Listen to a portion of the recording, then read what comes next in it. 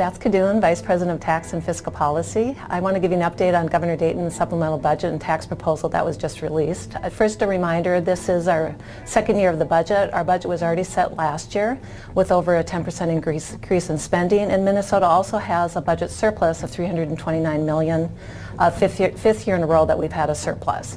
Governor Dayton is proposing to spend about $226 million in new spending, leaving over $100 million on the bottom line. The big changes, though, really are on the tax side, so I'll focus more on that area. We think this is really a missed opportunity by Governor Dayton. This was the opportunity to use federal tax reform, to really use that to see if we could right-size Minnesota's tax system by reducing our rates, making our tax system more competitive. Unfortunately, Governor Dayton is moving the exact opposite. He's actually unwinding some of the tax provisions that were passed into law that he signed into law last year, as well as greatly increasing corporate taxes. I want to give you a few specifics on that. For the 2017 bill, what he wants to unwind is to reinstate the automatic tax inflator that was repealed for state business property tax levy and cigarette taxes, and also to freeze the estate tax at $2.4 million. Under current law, it was being phased into $3 million. Just a reminder, too, that at the federal level, they're actually moving the estate tax threshold to $11 million, and most states do not have this estate tax at all. So this would really make Minnesota more of an outlier. For federal tax conformity, what Governor Dayton is proposing is he's proposing basically to adopt most of the base broadeners, but none of the tax relief for business taxpayers. So he would be increasing corporate taxes by over 20% base increase, over $500 million.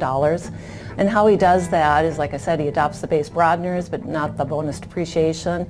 He's also adopting all the foreign income tax provisions that was really moving Minnesota in a different direction than most other states and nations, moving Minnesota to more of a worldwide tax system. Most other countries and states are moving to a territorial, only taxing income earned within the state or U.S. There's a lot of great legal problems with this tax proposal as well. He's also then on the individual tax side for pass-through companies as well, moving Minnesota to adjusted gross income versus federal taxable income. That's actually where most other states are on that broader tax base.